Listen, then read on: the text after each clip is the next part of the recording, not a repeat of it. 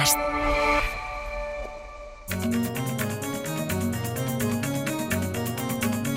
Hoy por Hoy Magazine.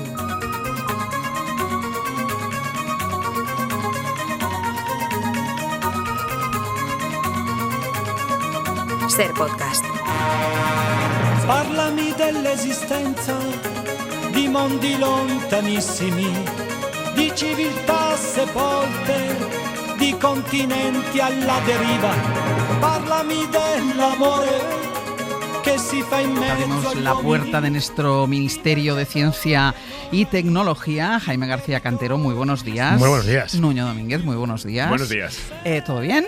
Todo bien. Venga, pues vamos a por los temas, que hay muchos y que además como mucha plancha, y como la semana pasada hay muchos que se nos entrelazan con la guerra y con todas estas cosas. Pero bueno, vamos a empezar por una cosa, porque saben que aquí en España hay mucha polémica, que si se hace spoiler de la película esta de Torrente, Santiago Segura se enfada con los periodistas que han pagado su entrada para ver la película y que luego cuentan de qué va la película, que digo yo que tendrán derecho a hacerlo, pero bueno, hay alguien que también tampoco quiere que se conozca, se haga spoiler de lo que él sabe, y este alguien es Peter Thiel, que financia la carrera política del vicepresidente de los Estados Unidos, de J.D. Vance, que anuncia la llegada del anticristo, pero ha prohibido que se divulgue.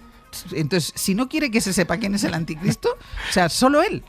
Bueno, a ver, esto es una historia larga, porque Peter Thiel, que como dices, es el mentor político del vicepresidente de los Estados Unidos, pero aparte es socio histórico de Elon Musk, primer inversor en Meta, es decir, un señor muy, muy influyente, es el dueño de la compañía de Palantir, que es la compañía que se está utilizando para encontrar objetivos en la guerra de Irán, que estamos viendo que funciona regular la plataforma, sí, mucha IA, pero esto funciona regular. Es un señor muy poderoso, posiblemente hoy la persona más influyente en Silicon Valley a nivel político, ¿vale? Un señor con muchísimo poder. Pues este señor se ha ido a Roma, a pocos metros del Vaticano, a hacer unos cursos para explicar quién es el anticristo y desvelarlo. Esto es como buena secta, esto se supone que es secreto y obliga a toda la gente que entra a un compromiso de confidencialidad.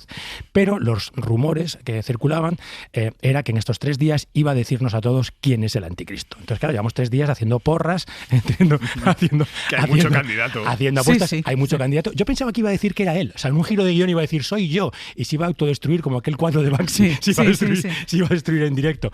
Pero no, todo ha sido mucho, por lo que sabemos, que no es mucho, porque la gente firma que no puede decir nada.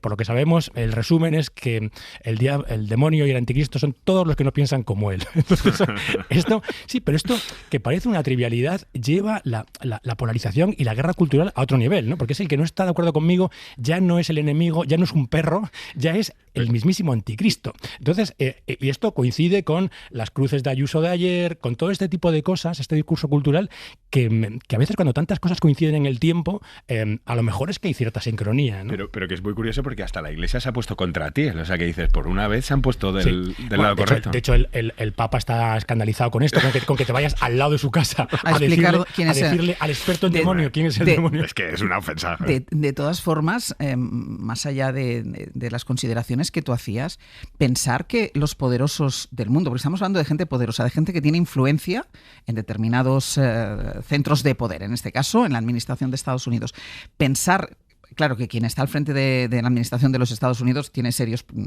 problemas.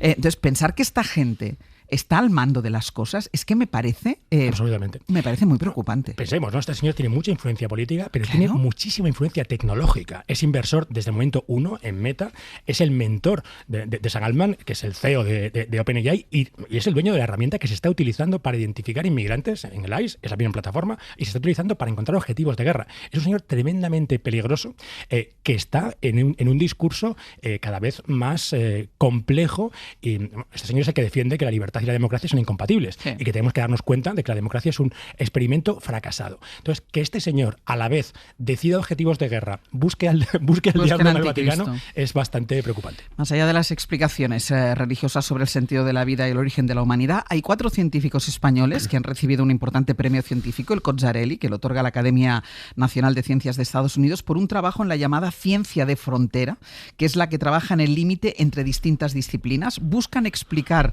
el misterio misterio de la aparición de la vida en la Tierra.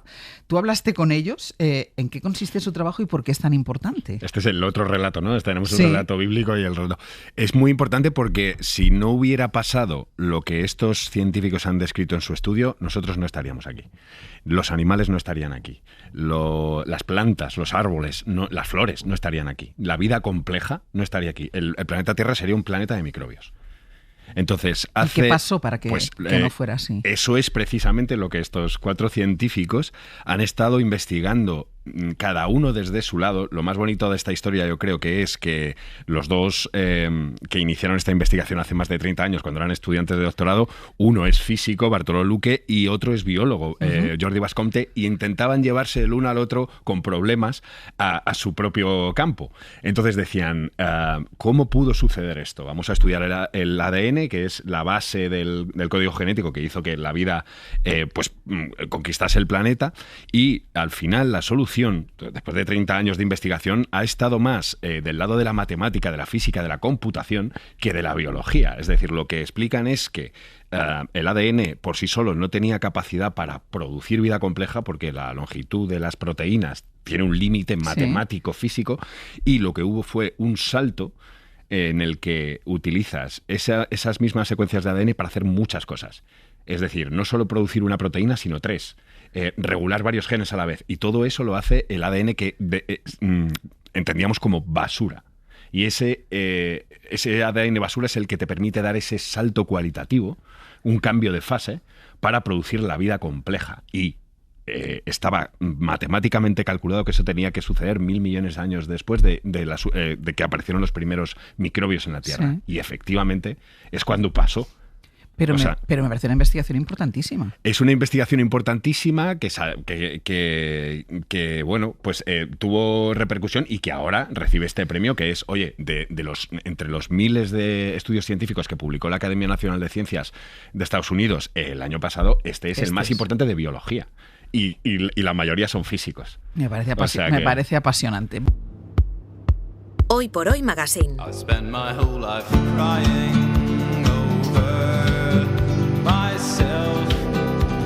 Ser podcast.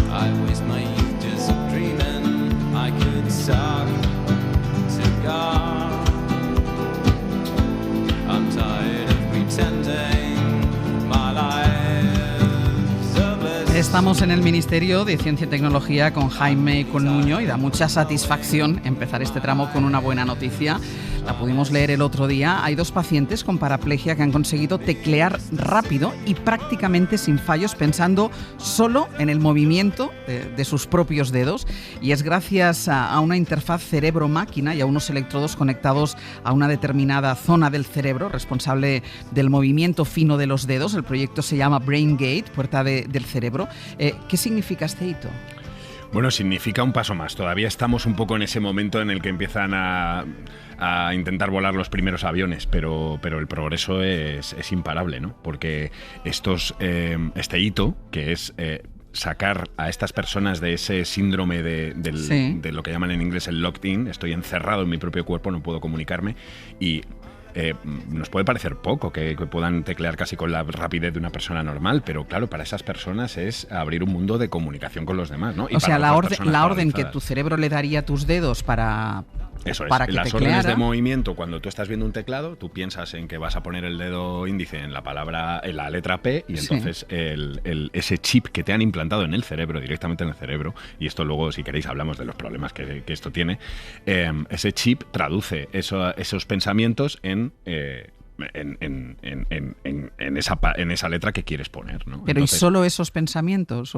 Ahí estamos. Es decir, hasta que cuando esto se amplíe y empecemos a utilizar estos chips, ya no solo, porque esto ahora mismo, claro, el cerebro humano es el órgano más importante y sabemos tan poco porque no podemos abrirle a la gente el cerebro y ver cómo funciona, a la gente sana, ¿no? Entonces, estos implantes normalmente se ponen a gente que tiene parálisis o gente que tiene Parkinson para reducirle los temblores, y esos cerebros son súper útiles porque ahí puedes hacer un ensayo de otras cosas como esta, o puedes intentar entender mejor cómo funciona un cerebro humano, ¿no?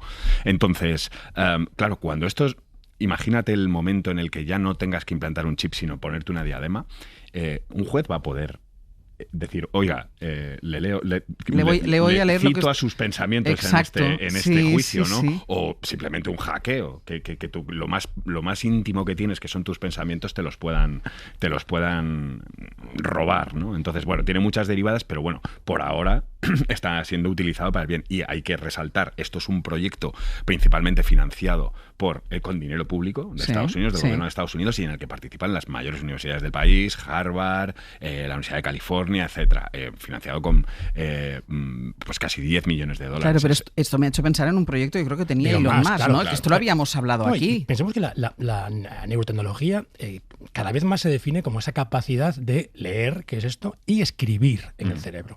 Todo esto tiene que ver con leer el cerebro, pero la parte de escribir el cerebro, que también tiene alguna derivada interesante, para el bien tiene muchísimas para el mal. Para el mal, porque no solamente es entender lo que ocurre en el cerebro, sino condicionarlo de alguna manera. Neuralink, que es el proyecto de Elon Musk, como siempre en todo lo de Elon Musk, hay que poner las cosas entre paréntesis. Esto es lo que él dice que hace, luego está lo que hace. Según él, en diciembre ya consiguieron que una persona con parálisis casi total jugara a videojuegos, que es con una interfaz similar al de esta investigación, pero un proceso un poco diferente. Lo que dice Musk es que este año él será capaz de entrar en producción masiva de este tipo de chips y en sistematizar el implante con un proceso quirúrgico, que es la parte más complicada de todo esto. El tema es que él ni siquiera todavía tiene muchas autorizaciones sanitarias que necesita para todo esto, con lo cual parece que se complica bastante que sea en 2026.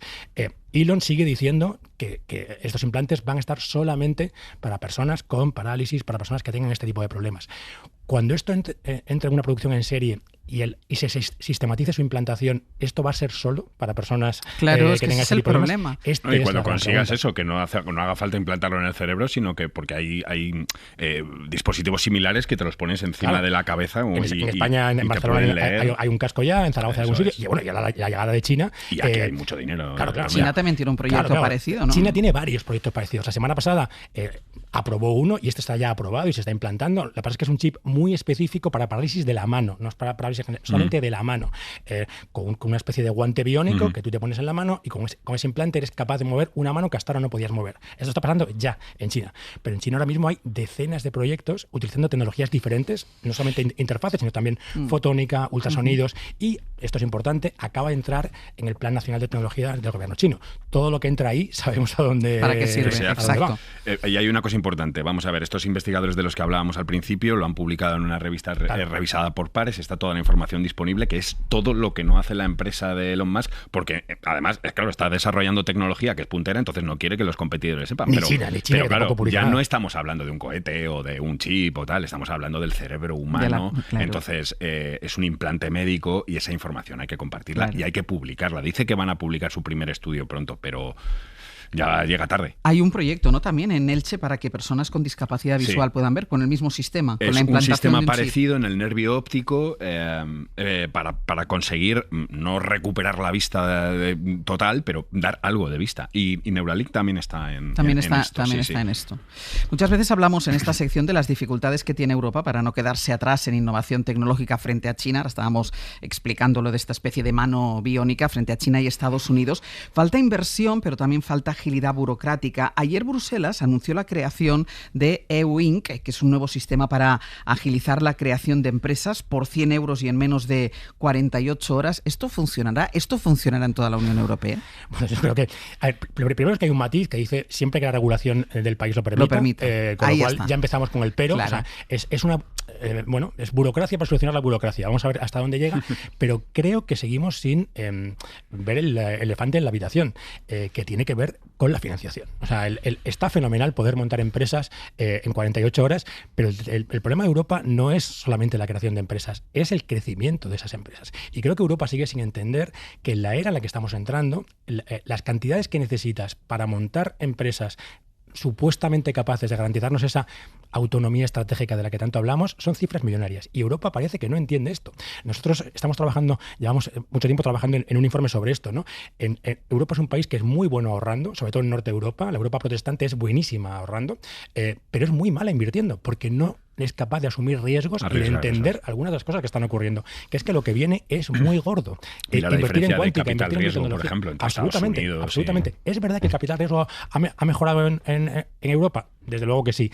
¿Es cierto que está a años luz de lo que está en otros sitios del mundo? Absolutamente. Todos hablamos del informe de Draghi y volvemos al informe de Draghi. Draghi decía algunas tecnologías y decía hay que invertir en ellas con deuda europea, no deuda de los países, deuda europea. Seguimos en modelos de deuda europea y seguimos invirtiendo en otras cosas que no son estas que nos van a permitir avanzar hacia el mañana. Entonces, fenomenal poder montar empresas en 48 horas. Y con 100 euros. Y con 100 euros, pero la idea es que se mantengan las que tienen un... Por no entrar en estas cosas de los nombres, ¿no? El EU Inc. Estas cosas yo ya sabes que es mi guerra. Este tema de entrar en la terminología de las startups, querer parecer moderno haciéndolo de siempre y siempre con estas coletillas de siempre que la regulación de cada país lo permita. Es decir, que cada uno va a seguir haciendo lo que quiera. Entonces, esto se anunció ayer, fenomenal. ¿Valdrá para algo? Pues no parece que para mucho. Vamos con las consecuencias de las políticas de Donald Trump. Resulta que está aumentando por su culpa las enfermedades respiratorias en Estados Unidos y potencialmente en el resto del mundo. Tiene que ver, entre otras cosas, con la contaminación, que es un problema por el que la administración Trump no siente un desprecio absoluto. O sea, le da absolutamente igual. Pero claro, la contaminación tiene consecuencias. La contaminación tiene consecuencias directas. O sea, esto ha salido un estudio esta semana que dice que es un ataque directo a los pulmones de América, y es que es tal cual, ¿no? Más combustibles fósiles, lo hemos hablado aquí muchas veces, más enfermedades respiratorias y más cáncer de pulmón. Eso está claro. Y además, no solo en América. Es decir, la contaminación mundial, pues ahora estamos viendo como, por ejemplo, con la crisis energética, Asia está volviendo al carbón, ¿no? Luego, bueno, en fin, Europa se está replanteando lo nuclear, etcétera. Es que veremos qué pasa. Pero lo que han hecho estos investigadores es mirar tanto el impacto en la salud proyectado de eliminar las restricciones de emisión de gases de efecto invernadero y además los ataques al sistema público, al sistema de salud de Estados Unidos, porque sí que hay algo de sistema de salud. Entonces, eso se traduce en que hay, porque posiblemente las políticas de Trump tengan consecuencias de millones de muertes en unos años, ¿no? Y también el que desprecia los efectos del cambio climático, las altas temperaturas hemos tenido, y esto ha salido ahora, hemos tenido un invierno más cálido de lo normal, vamos al menos las previsiones, vamos hacia una primavera más cálida de lo normal. El aumento de temperatura también tiene consecuencias en la salud de la gente. Claro, y yo creo que esto es muy importante para un país como España y lo vamos a entender todos claramente. Cuanto más temperatura, menos ejercicio físico hacemos fuera. O sea, totalmente. Hay meses y que dices, no me voy a mover. España, no me voy a mover. Claro, quien sale a correr a las 3, 4, 5 de la tarde en ciertos meses incluso del ir año, al gimnasio cuesta. Incluso ir al gimnasio cuesta. Entonces, eso también puedes proyectar y ver cuántas más muertes vas a tener por falta de ejercicio. Claro. Este estudio dice que son 500.000 más de muertes prematuras, ¿no? O sea que todo está relacionado, todo está conectado. Es decir, lo que pasa en el Estrecho de Hormuz tiene un impacto global, pero también lo que se firma en Estados Unidos tiene un impacto en la salud de todos, ¿no? Y en el contexto de la actuación de Kennedy como secretario de Salud, la prensa de Estados Unidos cuenta que de cara a las elecciones de medio mandato en el mes de noviembre, sus prioridades están virando de las vacunas a temas más transversales y menos polémicos como la alimentación saludable. Acaba de presentar una campaña que se llama Come Comida Real. Bueno, tremendo. ¿Es saludable? A ver, lo primero, la ha presentado con Mike Tyson y él sale con una foto suya. No sé si sabéis que Mike Tyson tiene un tatuaje en la cara. Bueno, pues sale la cara de Robert Kennedy con el mismo tatuaje, etcétera. Mike Tyson, que tiene una de las mejores frases del mundo, que todo el mundo tiene un plan hasta que te dan el primer puñetazo en la cara, ¿no? Bueno, entonces, claramente es un movimiento electoral porque mucha gente en Estados Unidos está a favor de las políticas de Make America Healthy Again, ¿no? Hacer América saludable de nuevo. Y no de las vacunas, es decir, incluso mucha gente republicana está a favor de que no se eliminen las vacunas que están en el calendario vacunal y tal. Entonces, Kennedy ya ha dejado en los comités de revisión de vacunas a gente que son bastante contrarios a las vacunas y está habiendo muchos problemas para la aprobación de ciertas vacunas. Eso lo deja ahí. ¿Ha delegado? Ahora ya no se habla de vacunas. Ha delegado y ahora se habla de hacer América saludable de nuevo, come comida real, etcétera. Ha cambiado la pirámide la típica pirámide que todos teníamos más o menos en la cabeza de alimentación, pues le ha dado un poco una vuelta. Es un poco triquiñuela, pero al final sí que tiene una parte buena esas políticas, porque lo que está diciendo es come un filete, no comas nada procesado. Y en Estados Unidos la cantidad de comida procesada que se consume al día es mucho mayor que aquí, ¿no? Entonces, bueno, puede tener su lado bueno que ahora por ahí tiene mejor intención que con las vacunas. Desde luego. Sigue la guerra. La semana pasada hablábamos de cómo las instalaciones tecnológicas que dan soporte a la inteligencia artificial se han convertido en objetivos, además de las plantas de gas, de las que producen petróleo, también las instalaciones de inteligencia artificial. Y en cierto modo, la inteligencia artificial es tanto víctima como verdugo en esta guerra porque también se está utilizando como elemento clave del armamento. El otro día lo apuntábamos ya. Claro, yo creo que va a ser, si la guerra de Irak fue la primera guerra televisada en directo, esta es la primera guerra falseada en directo por la inteligencia artificial, ¿no? Estamos viendo una guerra paralela, ¿no? Que es la de los vídeos falsos utilizados por ambos bandos, distribución masiva de vídeos que tratan de intoxicar esa guerra, y me parece interesantísimo, ¿no? Cómo eso pone en valor el rol de los que habéis estado allí, ¿no? De la gente que ve esto, ¿no? Y cómo el periodismo de verdad triunfa frente a la inteligencia artificial. Pero esta característica de la inteligencia artificial como víctima y como verdugo al mismo tiempo, ¿no? Los centros de datos bombardeados por el enemigo para parar tu inteligencia artificial, y a la vez la utilización de la inteligencia artificial, tanto en la inteligencia militar para fijar objetivos como en la operativa, con armas cada vez más capaces de ciertas capacidades autónomas, es una realidad inminente. Lo preocupante, y lo decíamos al principio, es la falta de precisión que estamos viendo en la fijación de esos objetivos, ¿no? Como teniendo supuestamente las herramientas más sofisticadas que has tenido nunca, estamos viendo que los errores en la búsqueda de esos objetivos están ocurriendo. A no ser que esto no sean errores y que sea voluntario. ¿no? Y es que la inteligencia artificial sea incapaz de compensar la estupidez humana, ¿no? Y cuando hay gente tan estúpida tomando las decisiones, por mucho que tengas inteligencia artificial que te ayude en ese criterio, no hay solución para la estupidez. Volvemos a Chipiola. No hay nada más peligroso para el mundo que los idiotas. Y tener idiotas tomando decisiones nos lleva a donde nos lleva. El otro día bombardeó Estados Unidos un colegio y dijeron, no, es que claro, los datos que teníamos eran antiguos, no estaban actualizados. Y han muerto más de 100 niños. Sí, ¿no? La del colegio que está con las polémicas, pero por ejemplo la de ayer, ¿no? O sea, la de mayor plataforma de gas. Tienes una herramienta que es capaz de simular todos los efectos colaterales de todo, y no es capaz de entender que si bombardeas, aunque no destruyas una central de gas, el precio del gas va a subir, porque esto no hace falta tanto análisis para esto.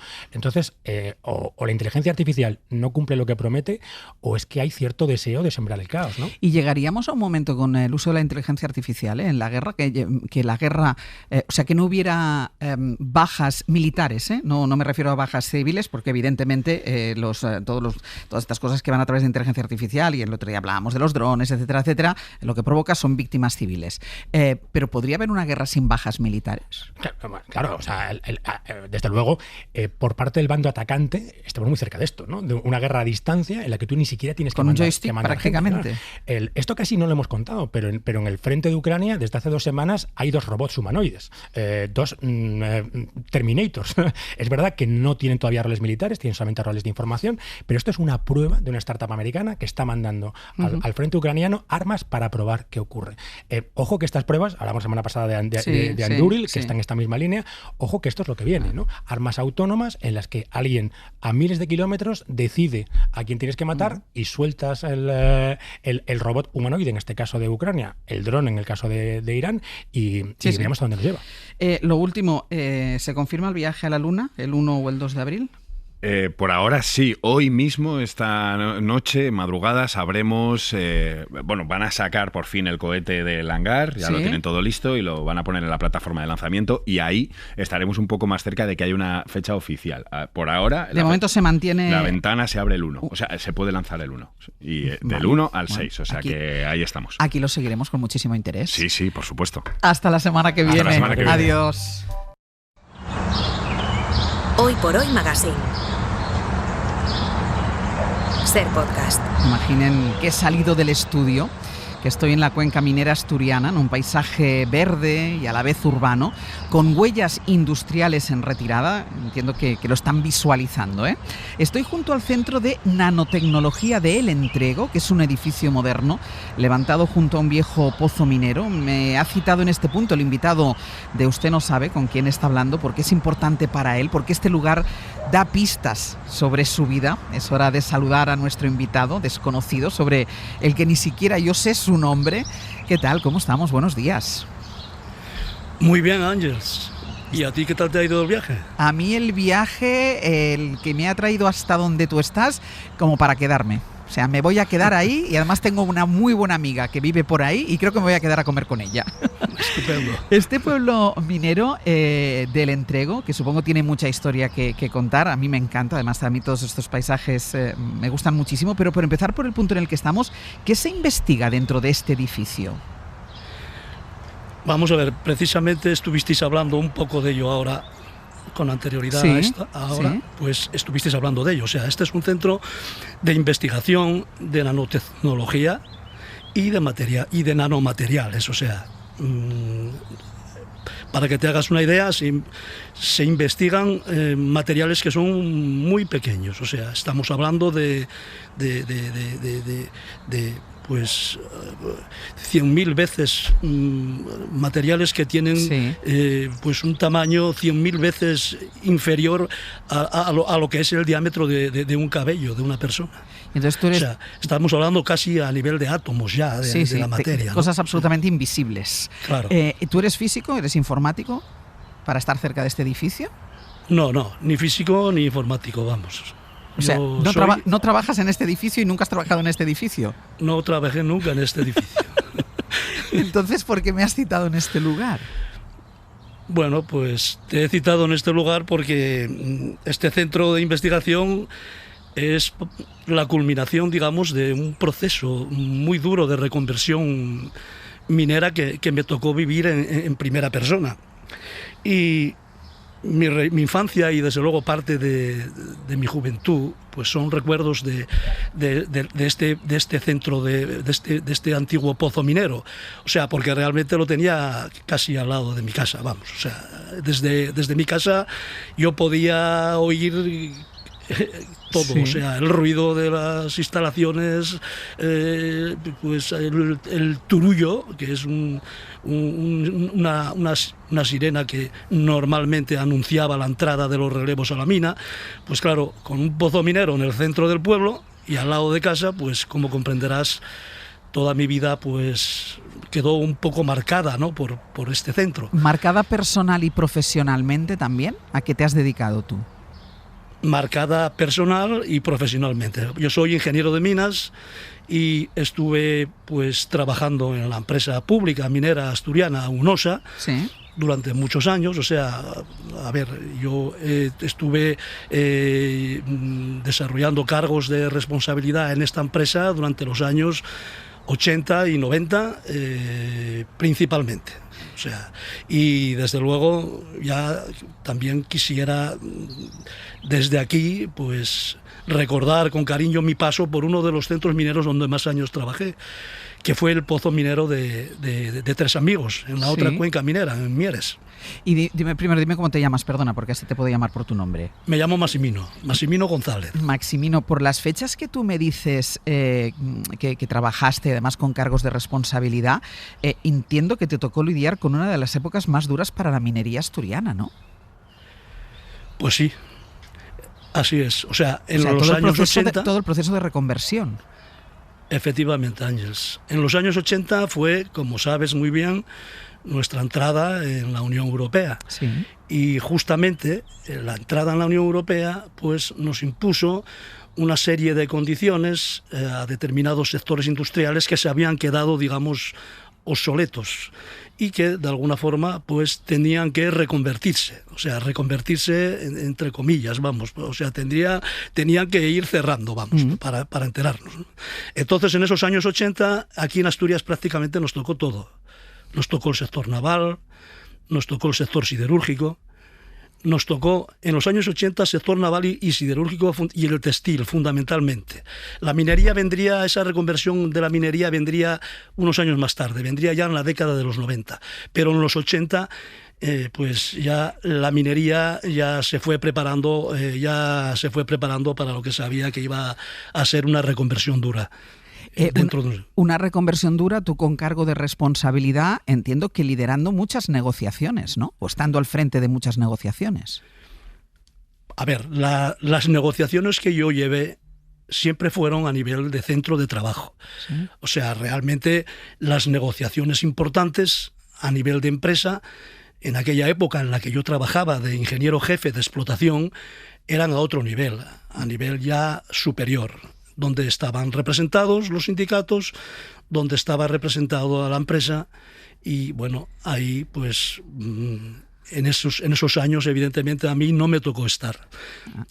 Yo estaba en las negociaciones diarias, casi diario, eran negociaciones casi diarias, de mi centro de trabajo, de mi centro de explotación, donde yo era el jefe de la explotación. Ahí había negociaciones todos los días con los sindicatos mineros. Claro, pero entiendo que eso también tiene que ser más duro que la alta negociación. Lo digo porque al final tú conoces a la gente, ¿no? O sea, si es tu centro de trabajo, tú conoces a todos aquellos que se iban a ver afectados. Claro. O sea, a nivel de centro de trabajo, y sobre todo cuando estás en un centro de trabajo como en el que yo estaba, que era un centro de trabajo aproximadamente de unos 500 mineros en plantilla, sí, pero con unas instalaciones auxiliares muy precarias. Sí. Y digo esto porque es verdad, o sea, yo no sé si le va a parecer mal a alguien o no, pero vamos a decir que en el pozo en que yo empecé a desarrollar mi labor profesional, aquellas instalaciones se estaban cayendo. Era un pozo con un yacimiento pues complicado desde el punto de vista técnico, era un pozo que la verdad es que prácticamente la mayor parte de la producción se seguía sacando a mano, cuando en otros centros de trabajo ya estaban ensayando distintos métodos de mecanización. Pero ¿y por qué se llegó a este extremo? ¿No se invertía en esta mina, en este pozo? A ver, esa mina la cogimos. En su día fue un pozo que entró a formar parte, digamos, de la empresa pública minera, sí, y tenía esas instalaciones, y con esas instalaciones hubo que ir, sí, tirando hasta que conseguimos que poco a poco pues fueran llegando inversiones, eso sí, por cuentagotas, iban llegando inversiones y íbamos modernizando algo la instalación, y bueno, esas inversiones hay que decir que llegaron en el año aproximadamente a partir del año 86. ¿Por qué motivo? Pues muy fácil, porque ya estábamos dentro, como te dije, sí, dentro de la Unión Europea, sí, y la Unión Europea pues ya tenía en el punto de vista la reconversión de la minería, que llegaría años más tarde. Ya a nosotros, por ejemplo, nos llegó a partir del año 90, fundamentalmente.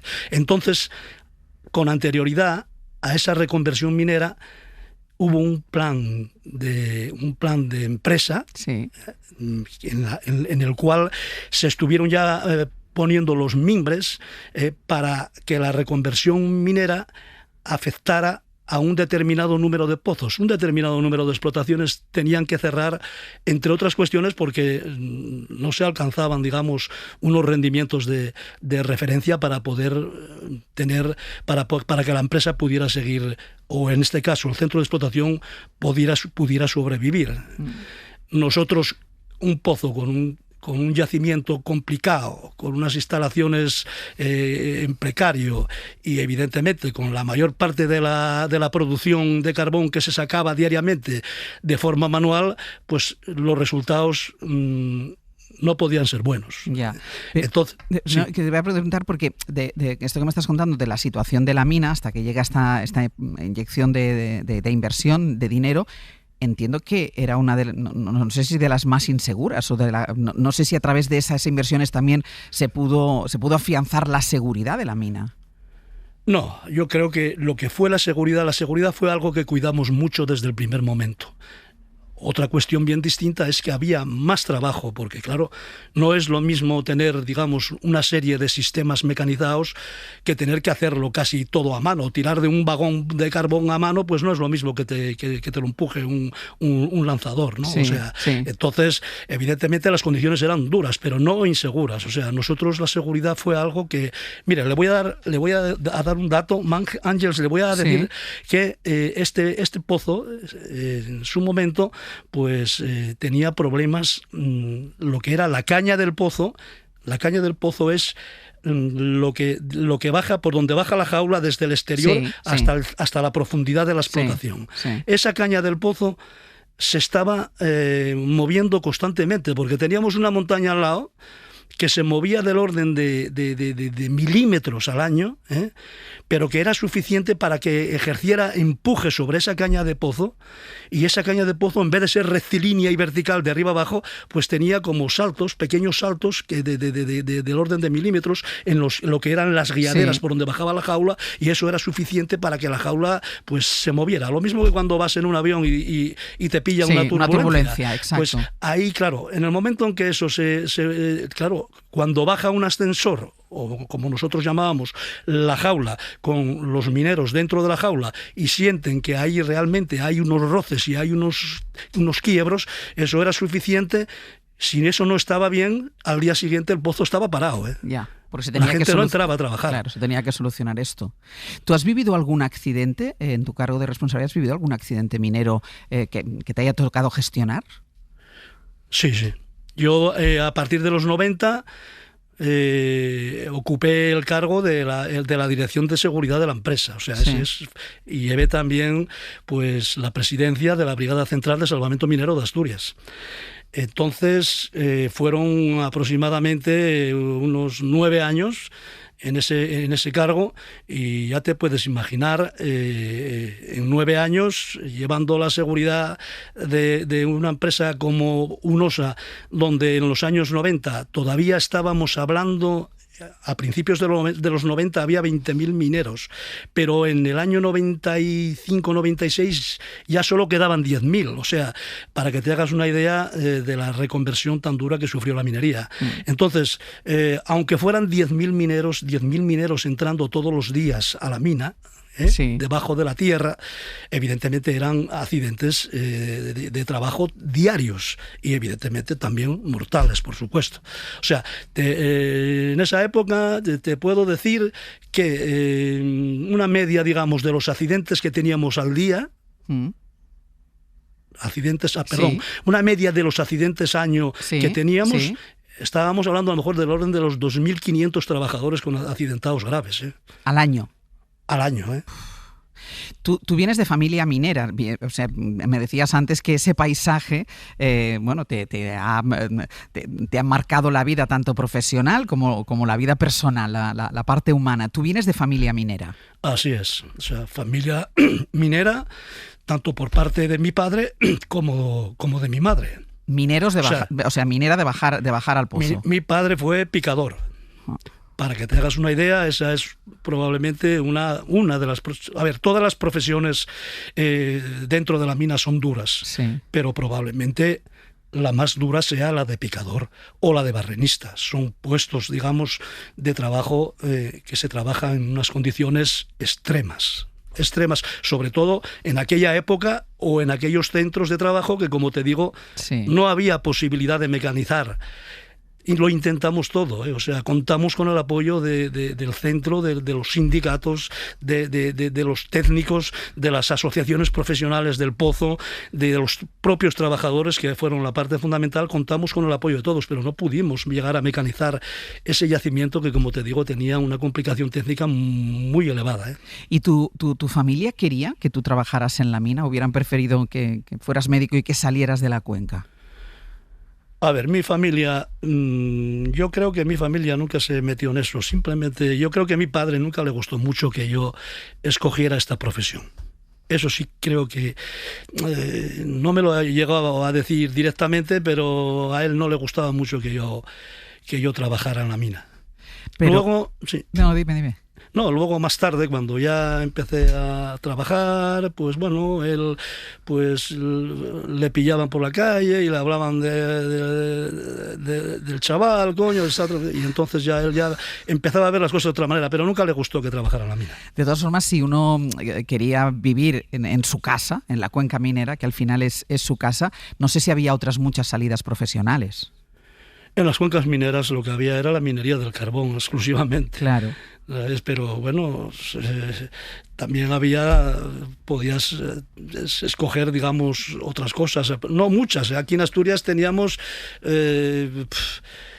teníamos, sí, la facultad de medicina, podías escoger salir por ahí, podías trabajar en hospitales, tenías también la posibilidad de escoger una carrera pues como químicas, teníamos la de química, pero a mí esas carreras no me gustaban. O sea, yo personalmente quería una carrera técnica, y técnica, pues en aquella época teníamos la ingeniería de minas, que además era una ingeniería de referencia en toda España. La Escuela Técnica Superior de Ingenieros de Minas de Oviedo fue una escuela de referencia a nivel nacional e internacional. Y Maximino, ¿cómo se vive? Te voy a preguntar si se sufre mucho, pero entiendo que no se puede estar las 24 horas sufriendo, pero ¿cómo se vive en una casa donde la gente de la casa trabaja en las minas? Con preocupación. Con preocupación, porque sabes que en cualquier momento la noticia puede ser mala. O sea, realmente la accidentabilidad que teníamos en las minas de carbón siempre era muy alta. No se podía comparar a ningún otro sector. Era una accidentabilidad aparte que traía, digamos, mucho dolor a la familia minera, mucho dolor. Pues Maximino, ha sido un gusto encontrarte en este paraje maravilloso, y además la demostración, ¿no?, de cómo es la reconversión, un centro de nanotecnología justo al lado de los pozos mineros. Muchísimas gracias por haber estado con nosotros. Para mí, muchas gracias a ti también, Ángeles. Para mí ha sido desde luego un honor y desde luego un placer poder haber mantenido esta charla contigo. Pues para mí también, conocerte y conocer este mundo. Muchísimas gracias y un beso enorme. Otro para ti. Y al bucle de tu olvido, tu agredir de mis instintos, maldita dulzura la tuya, maldita dulzura la tuya, maldita dulzura. Brian Pérez, buenos días. Hola, Ángel. Estás haciendo la pelota, como dice Marcos, ¿no? No, ¿sabes lo que pasa? Pero a mí, por mí podrías haber vuelto a poner mi carro de Manolo Escobar. Lo he pensado, porque sé que Manolo Escobar te gusta también. A mí me gusta Manolo Escobar. Pero bueno, como llevamos unos días así hablando de Vetusta, tal, y habíamos traído otras cositas, pues digo, mira, pues Vetusta. Vale. Además, con mañana nos vamos a ver. Vetusta. Vetusta. Bueno, ¿qué tal? Yo muy bien, mira, limpiándome las gafas. Mientras tú hablas, yo me limpio las gafas. Es que no hay cosa más horrible, tú y yo que llevamos gafas, de este momento en el que las llevas completamente. No, es que ahora estaba no viendo nada. Y cuando te las limpias y parece que ves en 3D de lo limpias que están. Venga. Bueno, ¿a ti te ha cagado alguna vez una paloma en la cabeza? Pues sí, yo creo que a todo el mundo, ¿no? Mira, a mí en la cabeza yo creo que no, encima de la ropa. Abrigo, sí, ¿no? encima así. de la ropa. A mí me cagó una vez una paloma en el patio del colegio. Y lloré tanto que tuvieron que venir mis padres a buscarme al colegio. Me lo creo. ¿Vale? Pero en la cabeza. En la cabeza. Pero un estropicio que, claro, yo dije, me tengo que duchar. Vaya mata de pelo que te ha salido después. Bueno, igual sirve para crecer el pelo.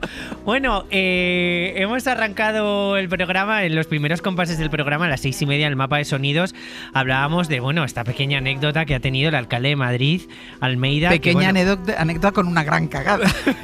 Bueno, podría ser. Bueno, claro, nos planteábamos incluso si era una paloma o no por el tamaño de la cara, ¿no? Adelante. Yo es que dudo que sea una paloma. Creo por la dimensión del artefacto. Eres investigadora también de cacas de pájaros. Pero lo que le cae en la cabeza al alcalde es de unas dimensiones importantes. ¿Qué crees que es? ¿Albatros? No sé qué es. Bueno, unas imágenes que se han hecho muy virales. Hablamos de la tonalidad, del tamaño. Quizá no es una paloma, pues puede ser un charrán, que es el ave del logo del Partido Popular. A lo mejor era un charrán. Porque igual a cada persona del Partido Popular le persigue un charrán por el mundo. Bueno, cosas que pasan, pues bueno, lo bueno que pues la cosa es que le ha pasado en una comparecencia pública, ¿no? Durante el abierto hablábamos de presupuestos, que si presenta el gobierno los presupuestos, que si no, la obligación constitucional de presentarlos. Y te traigo un extracto de Cristina Monge, una de las tertulianas de El Abierto, que desligaba un poco la presentación de los presupuestos respecto a la crisis que hay ahora mismo económica y la crisis relacionada con la guerra en Oriente Próximo, y la oportunidad de evidenciar al resto de socios del gobierno respecto a presentar o no los presupuestos. Pierden la oportunidad de evidenciar la falta de racionalidad política y la falta de la responsabilidad de mirar para el bien común de algunos de los grupos parlamentarios. Por lo tanto, bueno, veremos lo que pasa si al final se presentan o no. Ha dicho María Jesús Montero que en unas semanas. Bueno, ya veremos. Así en abierto, en unas semanas. Así, en abierto. Y ya en el Territorio Magazine, en Ciencia y Tecnología, hemos hablado de que se está pronosticando la llegada del anticristo. Esto en Roma causa un poco de revolución. A ver, también luego hay que medir quién lo ha dicho. Lo ha dicho Peter Thiel, que es un magnate de Silicon Valley, socio de Elon Musk. Y pues han llegado hasta hacer apuestas y todo de quién puede ser. Como buena secta, esto se supone que es secreto y obliga a toda la gente que entra a un compromiso de confidencialidad. Pero los rumores que circulaban era que en estos 3 días iba a decirnos a todos quién es el anticristo. Pero no nos lo ha dicho. No nos lo ha dicho. ¿Y qué nos queda por delante? Que vamos rápidos. Bueno, por delante nos queda la vida y el cine con Javier Ocaña. Vamos a hablar un poquito de Torrente Presidente. Ahí lo dejo. Y de Amarga Navidad de Almodóvar.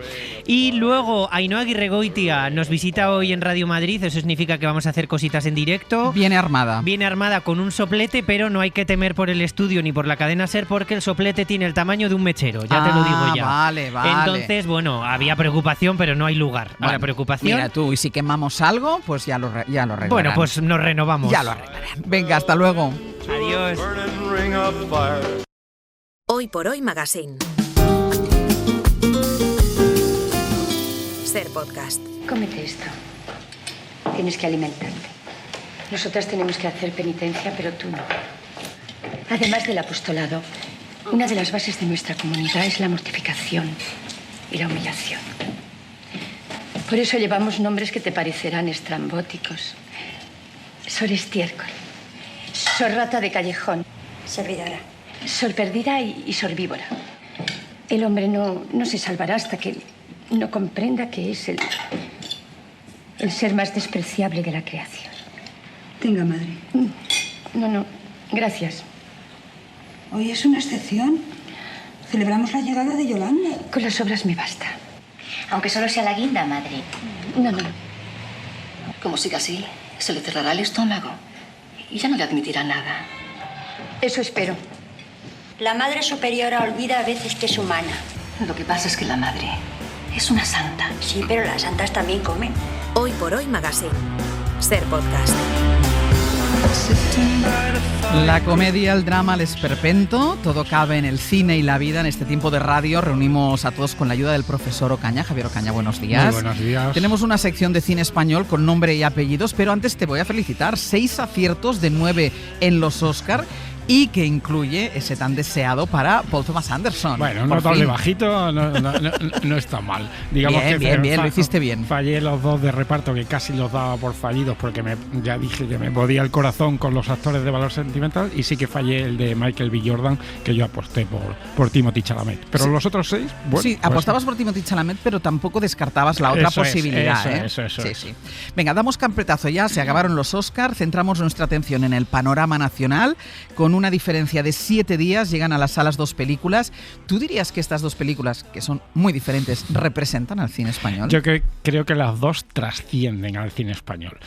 Por sus nombres, quizás lo que refleja es la diversidad del cine español. Estilos y objetivos radicalmente opuestos el uno del otro. 2 directores que además son 2 estrellas.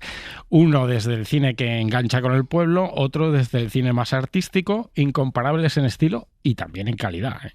Bueno, pues vamos a ello. Vamos a empezar por la que llega mañana viernes a los cines, la nueva película de Pedro Almodóvar que se llama Amarga Navidad. ¿Le has contado a Mónica algo con lo que pueda amenazarme? ¿Yo? No. Me dejarás. Tarde o temprano. Más bien tarde. Pero todavía necesitas seguir tragando mierda hasta que ya no puedas más. Tengo que explicarte a estas alturas que solo puedo escribir desde la libertad más absoluta. Tengo 20 años de tu vida aquí y tengo suficiente dinero para que te partan las piernas. Si hay un final, no parece que vaya a ser feliz.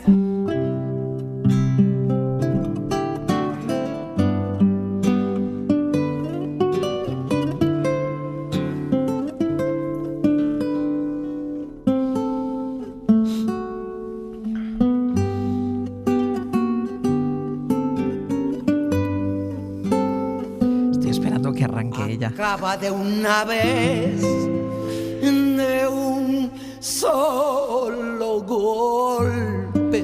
¿Por qué tiene que ver con la película? Porque Amarga Navidad es el título de una canción de Chabela Vargas. Chabela Vargas forma parte de la película también, igual que todos los elementos que siempre integran el universo de Almodóvar. Hablamos hace tiempo que a los grandes directores se les reconoce por un plano, casi. Y tú no sabes qué es Almodóvar, sí. Ves y dices, esto es Almodóvar. Eso es Almodóvar, pero eso lo digo yo y lo dice un cinéfilo de Helsinki, sí. O sea, perfectamente. Aquí es todo Almodóvar y esta película hace especial hincapié en algo que trabajó en Dolor y Gloria, que es la autoficción. Trasladar elementos biográficos a tu obra y la eterna reflexión al respecto de los grandes cineastas y creadores de otras disciplinas. ¿Qué se puede contar y qué no de la vida de los que te rodean? Una pregunta muy presente en el arte contemporáneo, en el arte de toda la vida, desde Ingmar Bergman a Mia Hansen-Løf, por ejemplo, a Joachim Trier, sin ir más lejos en valor sentimental, escritores, la lista es muy larga, de Annie Ernaux, Emmanuel Carrère. Este es el tema central de la película, que refleja el conflicto interior de Pedro Almodóvar. El otro día cuando te preguntaba, que ya la habías visto, pero habíamos guardado la crítica para hoy, tú me dijiste que era así como un juego de muñecas rusas. Sí, son como matrioscas. Es una película de Almodóvar sobre un director de cine muy parecido a Almodóvar, físicamente por el pelo incluso, que interpreta a Leonardo Sbaraglia, que escribe un guión sobre otra cineasta de culto con detalles vitales que bien podría ser Pedro Almodóvar, y que está interpretada por Bárbara Leni, y con películas inspiradas en detalles reales de la obra de Almodóvar. Es decir, es una película sobre un director que escribe una película sobre una directora y todos podrían ser Almodóvar. Y los elementos de la película también. Y alrededor de estos personajes están sus parejas, la realidad, la ficción, los compañeros de trabajo, los que sufren las consecuencias de esa autoficción. Hay un diálogo entre Sbaraglia y Aitana Sánchez Gijón, que Sbaraglia, o sea, es decir, el Almodóvar de dentro, dice, es autoficción, y el otro le viene a decir, no recuerdo el tono exacto o la palabra exacta, pero le viene a decir una mierda de autoficción, ¿no? Diálogos que parecen eso, sincericidios de Almodóvar. Y luego hay un momento en el que Almodóvar incluso ha escrito un diálogo en el que un personaje hace la crítica de la película de dentro. Y viene a decir algo así como, es una película menor dentro de tu carrera, como si él se estuviera haciendo la crítica. No sé si poniéndose la venda antes de la herida. Vamos a estructurar un poco la película, estas matrioscas. ¿Qué partes diferencias tú de la película? Es una película con la que no puedo decir está bien esta película o está mal esta. Sí, cuando te ha gustado o no te ha gustado, pues ni sí ni no. Ni sí ni no. Es muy ambivalente lo que yo pienso de eso. El resultado es una película que digamos que no está mal. De ahí esta estructura. Mira, la primera media hora de película empieza mal. Para mí empieza mal. Almodóvar siempre está fuera de la realidad, de a pie de calle. Su cine siempre ha sido artificio y eso no es ni bueno ni malo de por sí. Es su estilo. Pero al principio todo me parece demasiado impostado dentro del artificio y yo no logro entrar. En esa migraña salvaje y en ese estado de ansiedad que tiene el personaje de Bárbara Leni en su visita al hospital, en el striptease físico larguísimo de uno de los personajes. Ojo que tampoco pasa nada por la inverosimilitud de Almodóvar. Y él nunca ha sido un director realista y está bien. Pero los personajes, los diálogos, las situaciones me suenan demasiado falsas en esa primera media hora. Incluso detalles de comedia que él introduce dentro del melodrama y de la grandilocuencia, que siempre te partes de risa con aquellos Chus Lampreave, Chus Rossi de Palma. Sí. Aquí hay un momento con Carmen Machi que es ese momento para desengrasar y para romper con los géneros que a mí no me hace gracia. Eso con respecto a la primera media hora. Y luego hay frases entre la ficción y la realidad. Como espectador, ¿cómo se encajan? Unas mejor que otras. De hecho, cuando el personaje es que digamos que se hace la crítica, hay un momento en que dice, es que has perdido la gracia. Es como haciéndose la crítica a sí mismo. También tiene detalles sobre la actualidad y la política que no me entusiasman. Te acordarás en una secuencia de la película anterior con John Turturro, una secuencia que era casi una homilía política. Aquí hay un par de detalles sobre la sociedad contemporánea, una sobre el dinero de Qatar, otra sobre Netflix, que no me entusiasman, me parecen demasiado retóricos, demasiado explícitos. Es verdad que a veces se encajan bien cuando el engranaje general está muy bien, pero como aquí el engranaje general me parece que no está tan bien, me chirría. Pero a mí en la película anterior, esa escena de Turturro también me parecía como muy puesta, o sea, para que se hablara de eso. Él quería hablar de eso, que me parece muy bien, ¿no? pero estaba como forzada. Es como forzada. Con calzado. Sí. ¿Qué me ocurre? Luego, que llega un momento, mientras estoy pensando, más o menos a la media hora, uy, esto no me está gustando. No entro. Sigo, y hay un momento que miré el reloj. Iba hora y 5 minutos. Y estabas metidísimo. Que dije, estoy metidísimo, pero ¿cómo me ha pasado esto? Hecho? No, pero luego los críticos tenemos que analizar por qué me ha pasado eso. ¿Por qué me pasa eso? Gracias al estilo formal. Es decir, llega al núcleo central y sin que te des cuenta, con el ritmo, con la intensidad, con la música de Alberto Iglesias, con la mayoría de interpretaciones, con los colores y su composición, los rojos y los verdes, que siempre son muy sugestivos. Para la tragedia hay un momento con un jersey rojo y un jersey verde de dos de las protagonistas maravilloso. Hay un par de canciones que funcionan como ejes para cambiar vidas. Y aquí añado el partido que le saca a Lanzarote, al escenario, a su inmensidad, al aprovechamiento del paisaje, a las casas, la fotografía. Me metí en eso. Hablabas de la interpretación, de las interpretaciones, pero es muy coral esta película, ¿no? Son muchos Bárbara actores. Leni es la más protagonista, pero es muy coral.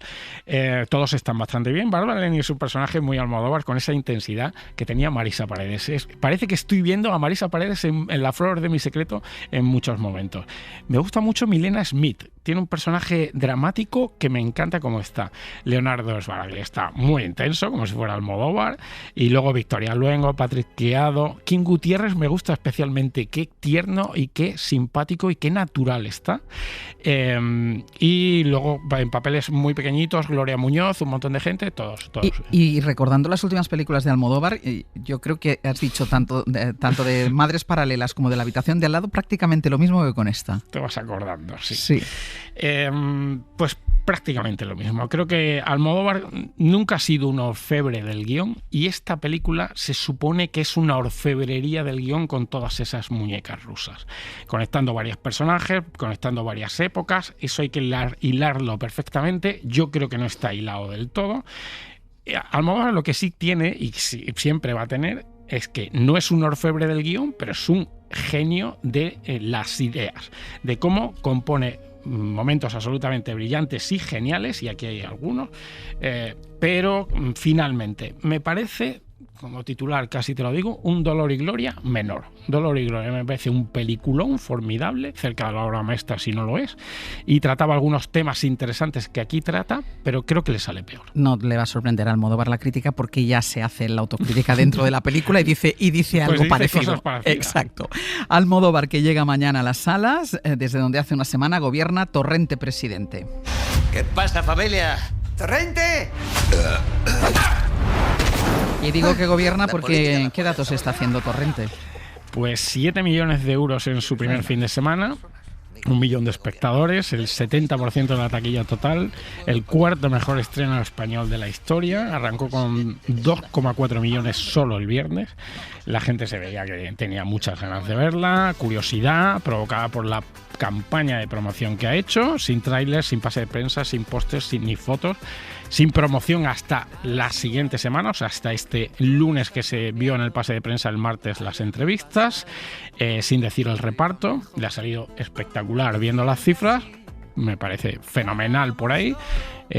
Yo en ningún momento me he quejado. Ha habido críticos que se han quejado de que le parecía una desconsideración con la prensa de no enseñar la película. A mí me parece que es su película y puede hacer con su película lo que le dé la gana. Otra cosa es que luego hablaremos de la película. Lo que pasa es que no puede pretender que la gente vea la película y no cuente quién sale en esta película. Claro, porque no es destripar. No, es que nadie ha firmado un contrato de confidencialidad. Es decir, tú pagas la entrada y vas a ver la película, puedes decir uno a uno todos los que hacen cameos en esa película. Y además es como si él viviera en un mundo en el que no existen redes sociales, es decir, si pudiera controlar esto. Toda la campaña anterior al viernes me parece perfecta. Todo lo que ha ocurrido a partir del viernes me parece lamentable directamente. Y eso sí, yo no voy a decir ni un cameo, porque no me hace falta decir los cameos. Yo tampoco voy a decir ningún cameo, pero sí me parece lamentable, no solo eso, sino que haya insultado, porque lo ha hecho, al compañero de esta casa que hizo la crítica y haya hablado mal de esta casa. No me parece ni de recibo. Pero bueno, ¿crees que los tiempos que corren son favorables a una película como Torrente? Pues sí, porque España ha cambiado mucho. No sé si la gente ha cambiado mucho, pero desde luego la actualidad política ha cambiado mucho en todos estos años, la aparición de la ultraderecha, la salida del agujero de los franquistas y ultraderechistas que antes no se atrevían a decir ni mu, y ahora cualquier memo está chuleando con una bandera del aguilucho, que vi una manifestación el otro día en la Plaza de los Cubos. A mí Torrente 1, la primera hora de Torrente 1 me gustó. Me gustó bastante. Era un retrato esperpéntico y tenía un personajazo, tenía un tono interpretativo muy bueno por parte de Segura, pero la media hora final era una cosa de mafias chinas que no tenía ninguna gracia, pero la primera hora sí. ¿Qué ocurre? Que a partir de la segunda, la zafiedad, que la zafiedad puede ser graciosa, tú puedes hacer un chiste zafio y que se vuelva contra ti y que se te congele de la sonrisa, pero ya solo quedaban la zafiedad y los cameos. ¿Y en esta qué tal? ¿Torrente presidente? Hasta aquí todo muy bien, los datos, la campaña, la oportunidad, lo que queramos. La película es malísima. Muy mala en pantalla y muy mala en lo que sería el papel. Es decir, cuando me refiero al papel no es que yo haya visto el guión, sino a lo que dicen los personajes que se supone que estaba escrito. La verdad es que no me reí ni una sola vez y es una comedia. Fui a un cine el lunes, 4 de la tarde. Cierto que fue un Cines Princesa, que no es el cine probablemente más adicto a una película como Torrente. En otras salas no sé lo que pasó. En mi sala había 30 o 40 personas y yo no oí demasiadas risas o casi ninguna. No había risa. carcajadas.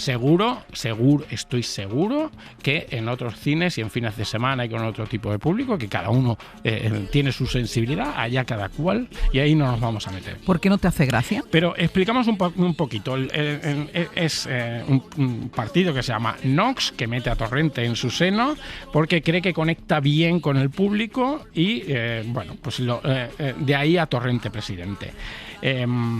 Solo hay una aparición, que es la que del que hace de presidente del gobierno, que pensé, esta idea es brillante.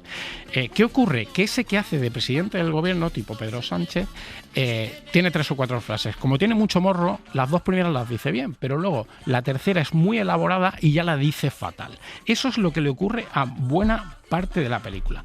¿Por qué no me hace gracia? Porque todos son diálogos y chistes de cuñados. Ay, qué asco. Muy facilones, cosas que ya has oído 18 millones de veces, frases que puedes escuchar en una cena de Navidad con el patán y el gañán de turno, en un bar, en Twitter con la gente en Twitter, sobre el lenguaje inclusivo, sobre la corrección, sobre el feminismo, sobre el racismo, sobre los inmigrantes, sobre el LGTBI. No hay un punto de ironía, ni un doble sentido, ni una frase que te llame la atención, ni un chiste con brillo. ¿Y cinematográficamente? Cinematográficamente, peor aún. Es decir, cuando en Torrente 1 hay un chiste que tiene una doble cara, que es nos hacemos unas pajillas. Frase mítica. En frase mítica, nos hacemos unas pajillas. Ahí se ven las contradicciones del personaje. De un gañán homófobo que en realidad es un friki que la única oportunidad que tiene de tener sexo es hacerse unas pajillas con los amigos. Eso tiene gracia. De estos chistes no hay ni uno aquí. ¿Qué pasa? Que cinematográficamente es nula, no solo porque en el papel está todo mal, sino que el tempo de la comedia y la gracia de todos los cameos es nula. ¿Por qué? Porque no son actores, no tienen vis cómica. Y tú puedes escribir una cosa más o menos graciosa, que aquí no lo es, si encima no la dices bien. Vamos a decir el único nombre, el pequeño Nicolás, que no es que sea un cameo, sino que tiene un personaje. El pequeño Nicolás está fatal, es patético. Pero es que te voy a decir una cosa, dices, no son actores, pero muchos de ellos están haciendo de ellos mismos, porque son auténticos cuñados. Muchos de los que participan son auténticos cuñados. Pero es que está lleno de gente muy famosa de todo el espectro político, muy felices de estar en Torrente. Allá cada cual con sus apariciones. Pues mira, te voy a decir una cosa, yo no la voy a ir a ver. Me quedo con lo que tú me has contado. Hasta la semana que viene. Gracias, adiós. Adiós. Sé que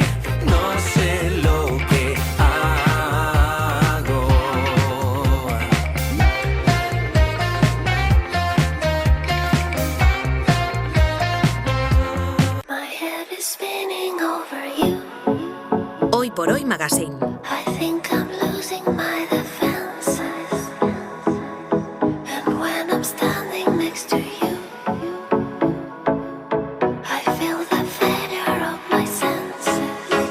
Ser Podcast. Ainhoa Aguirregoitia, muy buenos días. Buenos días, Ángeles, ¿cómo estás? Yo bien, ¿y tú?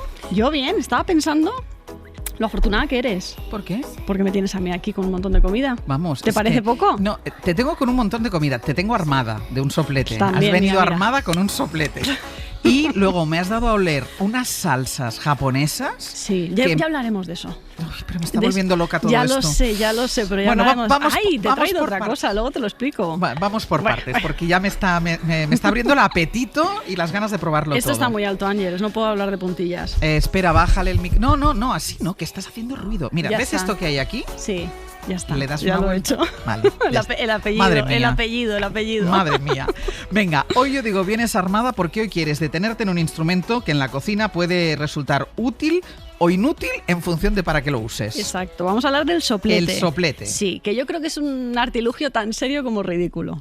Serio por una razón, porque es verdad que nos aporta textura, aroma, muchos contrastes en muy poco tiempo, pero ridículo también porque si no eres muy aficionado, pues tampoco es una cosa que utilices con mucha frecuencia, ¿no? No le damos tanto Yo lo tengo tanto y le doy valor. muy poco uso. A mí me divierte mucho, porque a mí además todo lo nuevo y todo lo rápido me divierte muchísimo.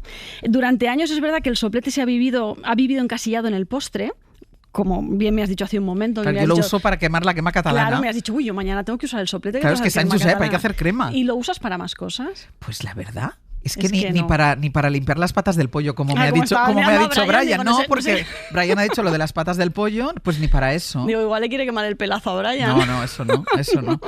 No lo uso mucho. Entonces, es verdad que no sirve solo para tostar o para caramelizar postres, sino que también saca ahumados, saca torraditos, ayuda a fundir grasas, ayuda también a caramelizar, pero no solamente dulces, sino también proteínas. Entonces, esas son cosas que quiero hablar hoy, porque yo he venido a hablar en salado más que en dulce. Vale. Yo sé que no eres muy golosa, yo tampoco, no me iba a traer un set de repostería, digo, vamos a hablar en salado del soplete. Vale, entonces, ¿ensalado? ¿Para qué sirve un Mira, soplete? En una cocina doméstica, Sí, sirve para una cosa muy concreta. Estoy incomodísima. No puedo hacerlo así. Es que me distraigo con facilidad. ¿Queréis reñirla, por favor, Ya vosotros? está. Ahora Vale. sí, es que Ocaña no sabía que medía yo 1,80 m.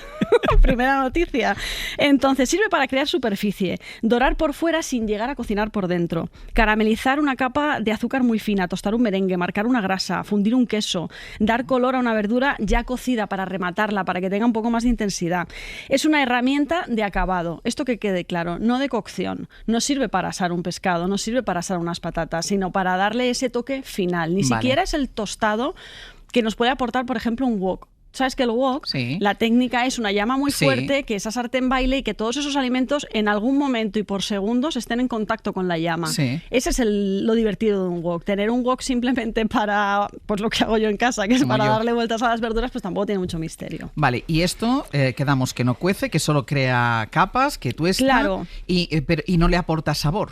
Sí. Ah. Sí, porque además ese crujiente, que podemos también conseguir texturas cremosas, todo lo tostado potencia los sabores, multiplica los sabores. No es lo mismo, por ejemplo, yo te he traído aquí hoy un puerro, un puerro que solamente he asado al horno. Sí. Si yo luego lo remato con un soplete, ya explicaremos después lo que lleva por encima, voy a conseguir que ese puerro tenga otros sabores, más parecidos al fruto seco, incluso a los asados, al pollo asado. No vas a ver a pollo asado, pero sí que va a recordar a esos crujientitos. ¿Y por qué siempre lo hemos vinculado a lo dulce, el soplete? Pues porque tradicionalmente su efecto es muy inmediato en el mundo dulce. Al final, cuando tú caramelizas un azúcar o caramelizas un merengue, ya no solamente a nivel visual, sino también olfativo, es algo que tenemos muy relacionados con la cocina. Y además yo recuerdo de pequeña, por ejemplo, ver el soplete para caramelizar cremas catalanas, porque Sí. yo de pequeña el único postre que comía era crema catalana, era el único. Y además me lo tenía que hacer siempre la misma persona, porque si no me quemaban demasiado el azúcar, Sí. amargaba y yo por alguna razón no me lo comía. No te gustaba. Sea ahora porque no me gustaba. Entonces siempre me lo hacía la misma persona. Y es verdad que para ese tipo de platos se ha utilizado mucho en la cocina, en la repostería a nivel tradicional, pero desde hace unos años a esta parte se ha trasladado a esa esa estética también, a esa puesta en escena que tiene con el mundo salado, porque cuando estás sentada en una barra o estás en una cocina fría, de repente sale un soplete y ya es el sonido, es el fuego, ¿no? Es como un poco primitivo también, y como somos un poco animales, pues esa parte nos gusta. ¿Hay algún error clásico habitual en a la hora de utilizar el soplete? Sí, si lo acercamos demasiado. ¿Vale? Podemos llegar a quemar sin tostar.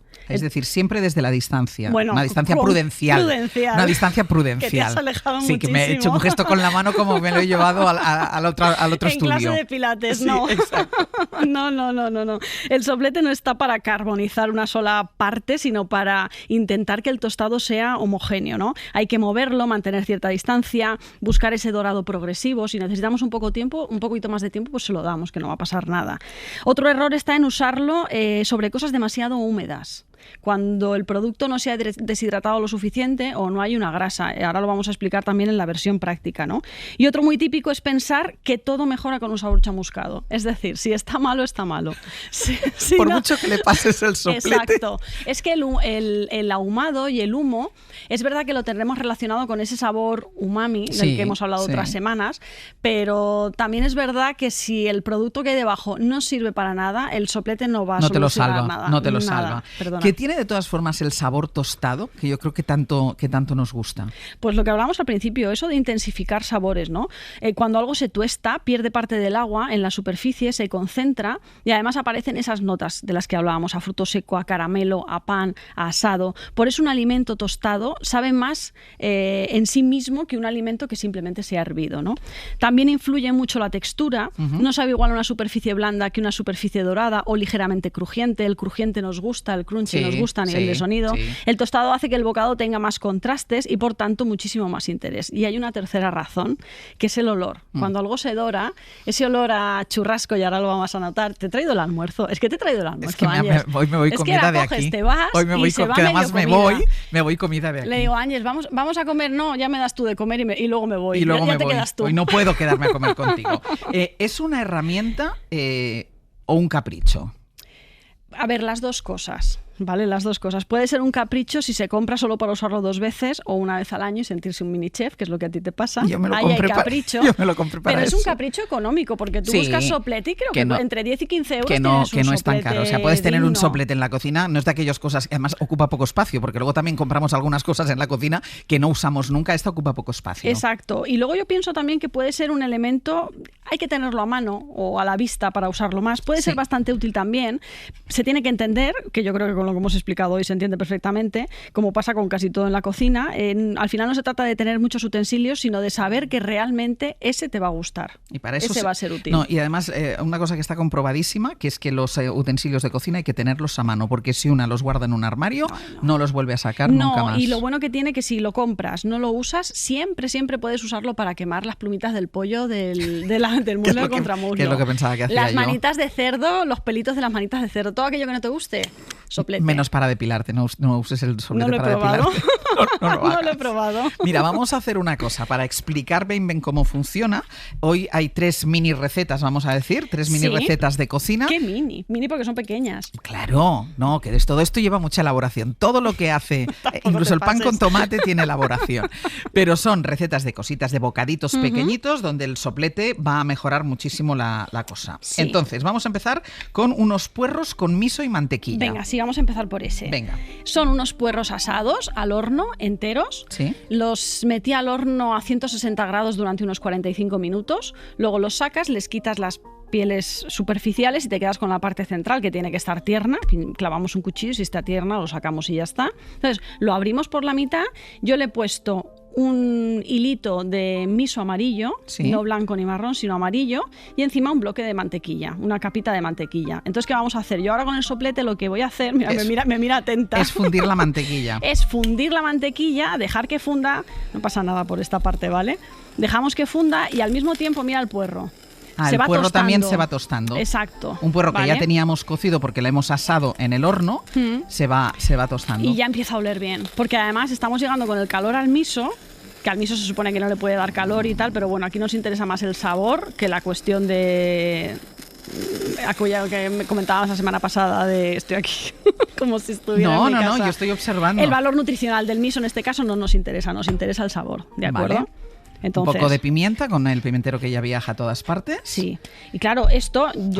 ahora me está llegando el olor a mí. Ahora te está llegando. Entonces y ahora te va a llegar a pimienta también, porque con el calor que había en el producto, la pimienta se despierta. Entonces yo esto no te lo serviría en este plato. Cogería y te lo pondría directamente en un plato para que tú no te comieras ese exceso de grasa que puede haber. Porque la mantequilla la ha fundido completamente. No tiene que quedar rastro de mantequilla encima. Cómete este. Momento. Antes, cómete el bonito. Hay dos. Uno ha quedado más bonito, otro ha quedado menos bonito. Ese, pero con ganas. Con una mujer con carácter, lo que tú eres. Yo sigo hablando y no tengo ningún problema. La mantequilla ayuda a equilibrar la parte salada del miso, porque el miso al final es muy potente, sobre todo cuando te lo comes en una cucharada de postre. El puerro es una verdura muy suave, muy delicada, con ese puntito también a ajo. Está buenísimo. ¿Te gusta? Me gusta muchísimo. Vamos con el siguiente. Mira, es una especie de stick tartar. Solamente ¿De carne? La carne está cruda. Le he dado forma, la he picado a cuchillo y le he dado forma como de nigiri para que lo puedas coger con las manos. Pero es solo carne picada, no lleva... Solo es carne picada. O sea, como si fuera para hacer una hamburguesa. Tal cual. No lleva ni sal, ni pimienta, ni nada, porque el topping se lo vamos a poner ahora. Vale. Yo lo que estoy haciendo es tostar la parte externa de la carne. La de dentro va a permanecer cruda, por lo que hemos comentado antes. ¿Ves cómo el tostado es homogéneo? Sí. Que no hay una parte que se me haya quemado. Si se quema un poquito algunas puntitas, tampoco pasa nada. Tampoco pasa nada. El aspecto ahora es como un nigiri y al pasar el soplete por encima queda como cuando le damos la vuelta a la hamburguesa, la parte que estaba tocando el calor, la parte de abajo, pues ese es el aspecto, pero se ve perfectamente como por dentro la carne sigue estando cruda. Y ahora encima me está poniendo... Yo voy a poner unas huevitas de salmón. Me he lavado las manos 2 veces desde que he llegado a la serie. Vale. No te preocupes. Vale. Pon encima unas huevitas de salmón. Tampoco me he rascado el culo. No pasa Estamos nada. hablando de comida, Ainhoa, por favor. No pasa nada. Entonces, has puesto unas huevitas de salmón encima y... Sí, y ahora voy a poner un poquito de pink furikake, que este no lo has probado tú. Mira qué cara se te ha Pero si puesto. no tengo el pink furikake... Pruébalo solo. Pero lo puedo hacer si no tengo el pink, puedo hacerlo con furikake solo. Si tenemos alga nori, la intentamos tostar un poquito en una sartén para que se vuelva más crujiente, la picamos con un cuchillito y un poquito de sésamo, pero este lleva umeboshi, que es la ciruela ácida japonesa. Está riquísimo. Vale, entonces el pink furikake. No sé si dejártelo, creo que no te lo voy a dejar. Pero déjame. Dime una cosa. Voy que a tú me has ponerle por dicho arriba. Picar el alga nori, pero si le pongo el furikake que todos usamos, porque es el que encontramos, ¿también estaría bien? A ver, sí, hombre, este es de mejor calidad, eso sí, porque al final los furikakes de los supermercados chinos sí que es verdad que son demasiado dulces. Sí, pero incluso un buen furikake. Si yo pongo aquí el furikake que yo tengo en mi casa, que es el de colmado singular, pues ya está. Me serviría igual. Claro, sí, claro. Lo que pasa es que a mí este puntito ácido me apetecía traértelo porque el otro ya lo has probado y sé que lo conoces. Sí. Y ahora le voy a poner una salsa de soja, ajo, jengibre y chile. Que de esta salsa hablaremos otro día. Sí, vale, pero esta de momento no la tenemos en ningún está sitio. un poquito concentrada. Y coges directamente con la mano otra vez. Y ahora voy otra vez a comer, ¿eh? Te he dejado para el final uno que es delicioso. Se está dando en streaming. Espera, es que se me deshace y no. Cógelo con ganas. Dame la mira.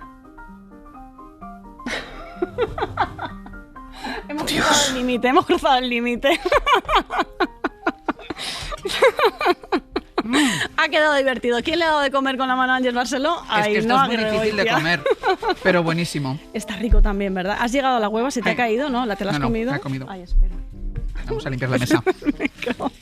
Estamos montando un espectáculo. Sí, pero está siendo muy divertido. No, pero está muy bien, porque la carne se nota la carne cruda dentro. Sí, poco sazonada, porque el furikake es salino, porque la salsa es salina. Y esto sería lo que en Cataluña llamaríamos un mar y montaña sofisticado, sí, porque lleva la hueva de salmón y después el furikake, que también tiene esa cosa que te suena más a pescado que a carne. Exactamente, con ese puntito ácido. Muy rico. ¿También te gusta? Muy rico. Vamos con el último. Pues esta es una idea para que utilicen ese día que tengan ustedes invitados y de ¿qué pongo así como de picar un poquitito? Pues estos mira, ¿ves? Tú sí sabes comer bien. Estos mini nigiris de carne picada con el soplete por encima, le ponen un poquito de huevas de salmón y encima si tienen furikake, bueno, y si no lo tienen, pues sin el furikake. Está muy rico. Un poco de pimienta le pondríamos encima si no tenemos furikake. Es que no es lo mismo. Pero podemos ponerle pimienta, huevas de salmón, carne tostada y tenemos también un buen bocadito, bocado exquisito, ¿eh? Y nos queda uno. Además, un poquito de sésamo tostado, que eso es fácil de conseguir. También un poco de sésamo tostado, exacto. Y nos queda uno, el último. Vamos a ver, esta receta no es mía, ¿de acuerdo? Se la vi a un chico, me gustó la idea, que además era de su profesor de cocina, me gustó la idea y dije, esta la tengo que llevar. Esto es pimiento del piquillo. Relleno de crema de pimiento con soja y lardo de icolonata por encima.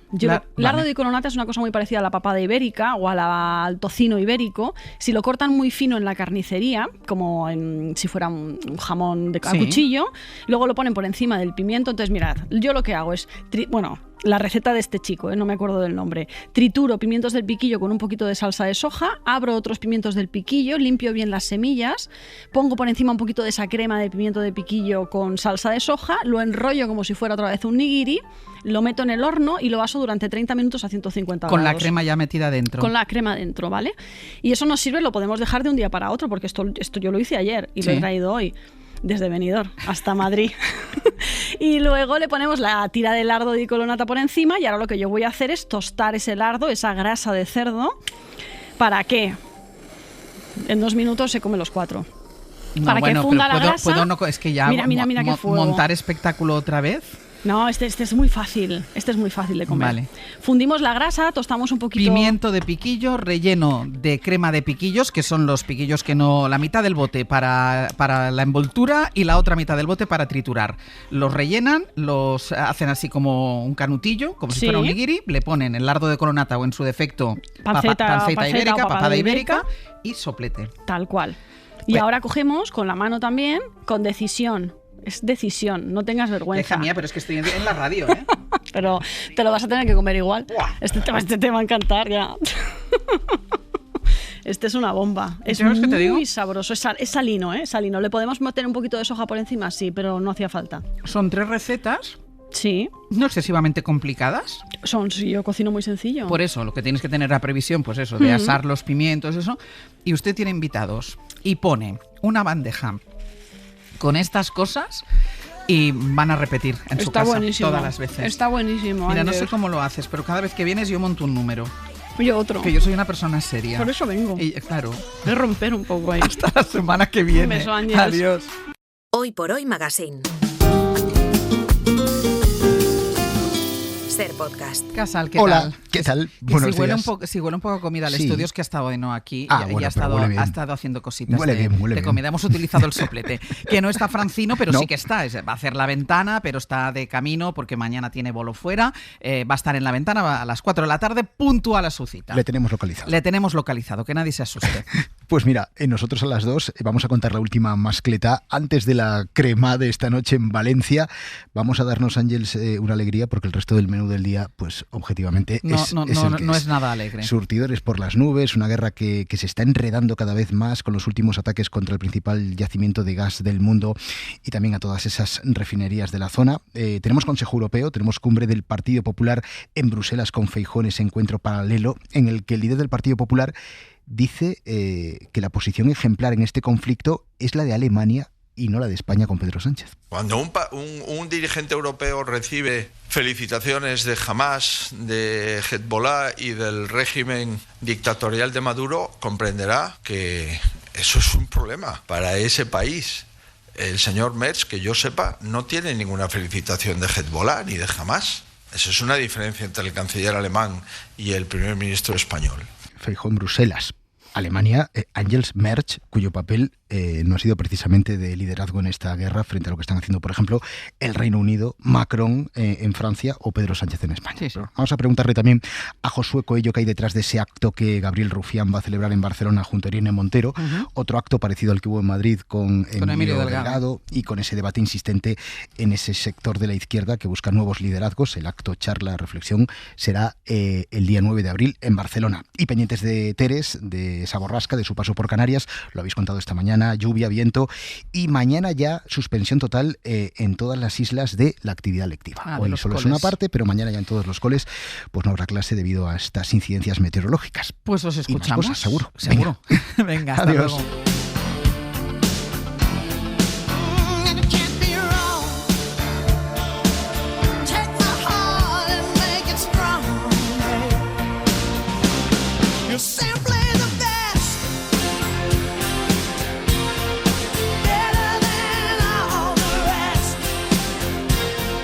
Ayer hubo nueva entrega de la Liga de Casados contra Solteros de Badminton, de este programa. Pues podría ser porque hay de las dos cosas. Ah, exacto. Pero estás mal emparejados. Estáis cruzados. Y hoy pones The Best de Tina Turner. ¿Alguien tiene el ego muy subido? ¿Sergio Castro? No, no es por eso. No va directamente por ahí. Primero. Pero tienes el ego subido. Primero, que Carolina Marín ha anunciado que vuelve al Campeonato de Europa que se celebra en Huelva en el pabellón que lleva su nombre, donde ella pensaba despedirse. Así que el guión se está empezando Pero yo creo que ella vuelve porque tiembla que vosotros le quitéis. Hay demasiado protagonismo. Hay demasiado protagonismo por vuestra Bueno, parte. ya ven los oyentes que a veces jugamos al badminton, solemos jugar, tiene un principio todo y acaba el partido cuando gana Bayo, que no ganó. La verdad es que no ganó ningún partido, ningún set, no ganó nada. No se puede ser tan malo. Bueno, eso es lo que yo le digo a él. Pero la salida, en lo que para cualquier deporte sería el tercer tiempo, pero que para este es el tiempo 15º, porque son tantas horas jugando, que después apareció, y no es la primera vez que lo hace, pero apareció de una manera distinta Severino Donate, que es The Best. Porque venía con un diploma en la mano, como si tuviese 5 años, porque venía de pilates y una taza guardada. Y dijimos, ¿y eso? Y dice, mirad, ponía certificado de éxito por haber asistido a 100 clases consecutivas de pilates. ¡Enhorabuena! ¡Bravo, Sebe! Y dijimos, pero tenían los ojos como acuosos. No se puede con ellos. Uno tiene su vida privada y son. En este programa no hay vida privada. Y le dice Bayo, a ver la taza, porque Bayo, sabes que como cuando pierde está como desorientado. A ver la taza, yo creo que se la quería llevar para ganar algo aquella tarde, que no había ganado nada. Y dice, bueno, es que es una cosa como privada. ¡Abre! Y entonces la taza ponía 100 clases, Yupi, de tal. verdad. Y se iba emocionado. Claro. ¿Cómo para Espera, que luego me acompañó al bazar a comprar el marco para. Y dijo su hermano en alto, 100 clases. Como diciendo, madre mía. El que no pasa de una. Me dio envidia, la verdad. Hombre, claro, Pascual. Pero entonces es un premio a la constancia. A la constancia. O sea, puedes ser un pato haciendo pilates, pero es premio a la constancia. Yo fui ayer. Date importancia, gústate. Disfrútalo. Yo fui ayer a hacer ejercicio y de repente me dijeron, toma. Y digo, ¿y esto qué es? Y dice, no, es que pues cada vez que alguien cumple con ese número redondo, digo, pues mira. Oye, no he recibido nunca una pluma ni un reloj. Nada. Por los años que llevas trabajando en la empresa. No quería señalar, pero sí. Y estos que estaban tomándose ahí unas cervezas que dice pero entonces tú ya sabes al bar que van, porque siempre van al mismo bar. Es que está en el camino. No, pero no eso. El bar que va, el dueño, cuando ve a Severino, se pone de rodillas y lo abraza. Y a su hermano no lo hace el menor caso. Esa es la verdad. Bueno, es el bar de Sebe, Vale. Son muchos años. Pero ojo, que 100 clases de pilates es un curro, ¿eh? Yo ayer sacaba el bíceps, pero tú también lo podrías sacar. No, pero bueno, podéis cambiar de tema o podéis hablar de vuestro. No, pero sobre todo yo creo que el pilate que fortalece. Todo. La mente, el cuerpo, todo. la vida. Yo cuando iba, que yo dejé de ir por temas de horario, pero yo cuando iba, el rato que estabas ahí, para mí era maravilloso. No, y lo comentábamos. Hay gente que decía, ¿cómo está? Pero a mí no me dieron el diploma por mi falta de constancia. Bueno, pero esto es una buena cosa para las demás compañías, o como se llamen en gimnasios, ¿no? Que todo tiene que tener un premio. ¿Por qué no se está la taza en las 100 clases consecutivas? Sí, lo voy a decir a mis entrenadores. Pues claro que sí, es muy bonito. Yo quiero un premio. Claro. Para toda la vida. A mí me molaría también que nos dieran aquí por el hoy por hoy. No ya, sé. pero tú no tienes ni 100 programas. ¿Qué sé? No, pero a ti Hombre, 100 ya programas tienes sí que más, llevamos, ¿no? Sí. Pascual tiene hasta 100 bolos, yo creo. Pascu, entre los días que falta porque se va a la feria de Albacete. Correcto. Entre los días que está, pero parece que no esté porque se está recuperando de la feria de Albacete. Debe estar por el programa 54. Exacto. Mi pobre.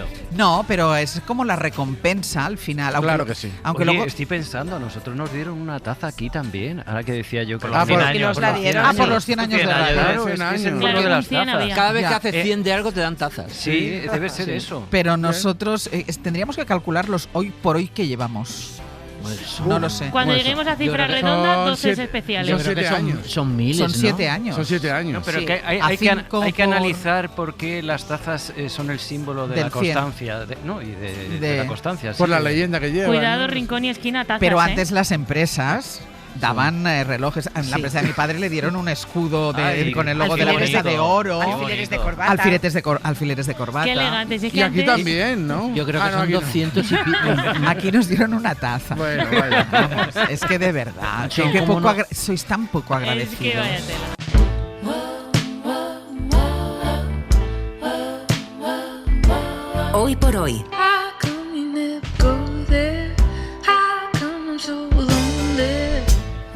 Dejad de contar cuántos programas llevamos. Hay una horquilla, Estáis aquí, hay una horquilla entre 1500 y 1700. La horquilla es esa. ¿Cómo vamos a celebrarlos? 15 tazas. Si no sabemos ni contarlos. 15 tazas. Somos un fracaso. Venga, vamos con el último compás. ¿Qué le toca a Eva Cruz? Sabemos hacer programas, porque Eso eso sí. ha quedado muy bien y poco se valora lo difícil que es sacar el mejor momento, porque hay muchos. La clase de Ainhoa Aguirregoitia de hoy de uso de soplete, yo la recuperaría en vídeo, porque eso ha tenido algo de titular. no hace falta. No hace falta que nadie la recupere en vídeo, por Bueno, favor. lección magistral sobre la minería de la generación de nuestros padres que nos ha dado nuestro Usted no sabe, Maximino González. Y luego está el ejemplo práctico de crítica cinematográfica que ha hecho caña. Dos de los grandes estrenos españoles del año, la de Segura y la de Almodóvar. Una le parece una obra notable pero menor, la otra malísima, no digo cuál, que lo recuperen en el podcast. Se lo pueden imaginar. Y nos vamos a ir con la lección de biología que ha dado hoy Nuño Domínguez, nuestro ministro de Ciencia, a partir de un trabajo español de ciencia de frontera que ha buscado explicar el origen de la diversidad de la vida y lo ha encontrado, ojo, no en la biología, sino en la matemática. Si no hubiera pasado lo que estos científicos han descrito en su estudio, nosotros no estaríamos aquí. Los animales no estarían aquí. Las plantas, los árboles, las flores no estarían aquí. La vida compleja no estaría aquí. El planeta Tierra sería un planeta de microbios. Lo más bonito de esta historia yo creo que es que los dos que iniciaron esta investigación hace más de 30 años, cuando eran estudiantes de doctorado, uno es físico, Bartolomé Luque, y otro es biólogo, Jordi Basconte, y intentaban llevarse el uno al otro con problemas a su propio campo.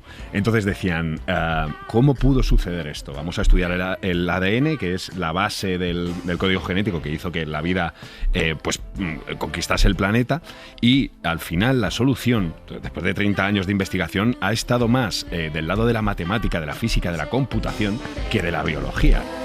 Suerte que hay gente que se dedica a estas cosas y el mundo evoluciona, porque si fuera por este equipo, Y como nos lleve 30 años contar estaríamos también en los las cavernas. Calla, todavía. payaso. Mañana volvemos a partir de las 6. Les esperamos. Pongan el despertador.